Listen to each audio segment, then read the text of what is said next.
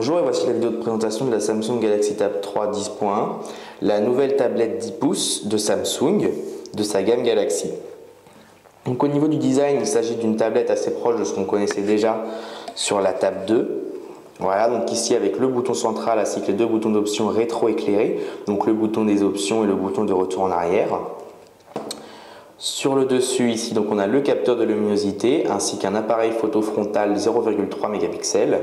Sur la tranche gauche et sur la tranche droite, deux haut-parleurs, donc un son stéréo, avec des résultats corrects, même si à haut volume, la qualité sonore s'en fera ressentir. Sur le haut, on a le bouton d'alimentation, le deux boutons du volume et un port micro SD, donc pour ajouter une micro SD, sachant que la tablette propose de base 16 Go d'espace de stockage. À l'arrière, donc on retrouve un revêtement plastique blanc avec un appareil photo 3 mégapixels. Donc quand on allume la tablette, on tombe directement sur l'interface TouchWiz de Samsung, donc qui équipe Android 4.2. Donc on connaît relativement l'interface désormais vu que Samsung la met un petit peu partout. Donc c'est du Android classique, pas de grosses surprises, de nouveautés ou de différenciation par rapport à la concurrence, si ce n'est l'interface. Donc on a du Chrome, on a du Map, on a du Mail, on a donc tout ce qui est propre à un Android avec quelques fonctionnalités ajoutées par Samsung, du S-Planner, du S-Voice, on n'a pas de S-Translator. Samsung d'ailleurs a rajouté donc, par exemple son propre lecteur MP3 en plus du Play Store qui propose effectivement une interface musique et vidéo. Donc une interface musique tout à fait correcte même si elle ne brille pas par sa nouveauté ou son originalité. On note quand même l'absence de réglage d'égaliseur de volume déjà présent sur le Samsung Galaxy S4 ou sur le Galaxy Mega par exemple. Donc c'est un petit peu dommage parce que c'est ce qui faisait effectivement la force de l'application musique de Samsung.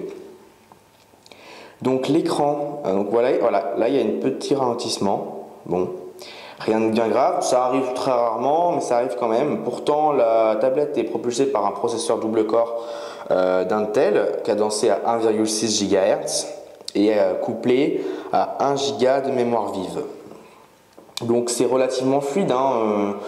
Après, au niveau des lancements de certains gros jeux, on observera effectivement des ralentissements, mais ça reste très agréable à utiliser, surtout pour ce qui est forcément film et photo, avec un écran avec une bonne résolution de 1280 par 800 pixels, qui propose une luminosité très correcte et des couleurs assez vives. Donc la tablette est assez agréable, même si grande. Donc on a 10 pouces, c'est assez grand par exemple. Vous voyez que pour avoir le milieu, voilà, c'est un petit peu difficile. Donc si vous l'utilisez le haut de main tout en la tenant, on aura plus tendance effectivement à utiliser un format vertical, même si elle est plus pensée pour un format horizontal. Donc au niveau de la batterie, pour faire une petite idée, donc on a regardé une vidéo en haute définition sur YouTube avec la luminosité à fond. Pour environ 30 minutes d'utilisation, on avait perdu 6% de batterie. Donc ça reste très très correct. On a d'ailleurs une batterie 6200 mAh, donc qui fonctionne plutôt bien. Au niveau du stockage, donc on l'a dit tout à l'heure, 16 Go, mais on note la présence de Dropbox dès le début, qui va vous proposer du stockage en ligne, c'est-à-dire 48 Go de stockage en ligne, donc ce qui est très très correct. On a effectivement aussi deux appareils photo, donc ça va forcément être une petite faiblesse de cette tablette, un petit peu comme de façon de toutes les autres tablettes. C'est vrai qu'on n'est jamais avec des appareils photo de qualité exceptionnelle. Donc c'est un appareil photo classique, on l'a dit, avec un capteur 3 mégapixels. Bon, pas de mode photo varié, donc on a un mode panoramique, quelques effets, voilà, 4 effets, mais rien d'exceptionnel. Donc ça c'est un problème de façon qu'on retrouve sur la plupart des tablettes. De même pour le capteur frontal, 0,3 mégapixels, on ne peut pas trouver des résultats absolument terribles. Au niveau de la connectique, donc on retrouve une puce GPS, du Bluetooth, du Wi-Fi et du NFC. Donc le NFC, c'est une fonctionnalité qui permet d'échanger des fichiers par simple effleurement de deux terminaux compatibles. Donc en résumé, donc la Samsung Galaxy Tab 3 10.1 est une tablette avec un très bon rapport qualité-prix, car elle est disponible aux environs de 370 €.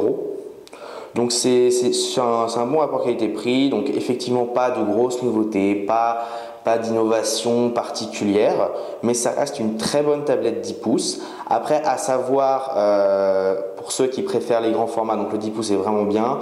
Le 7 pouces et le 8 pouces pour transporter, ça reste quand même plus intéressant. Donc on utilisera plus cette tablette par exemple à la maison ou en vacances, posée chez soi, plutôt que dans le train ou sur une plage. Après, c'est effectivement une question d'usage et d'avis personnel. Donc un bon point pour cette tablette qui possède, on le répète, un très bon rapport qualité-prix.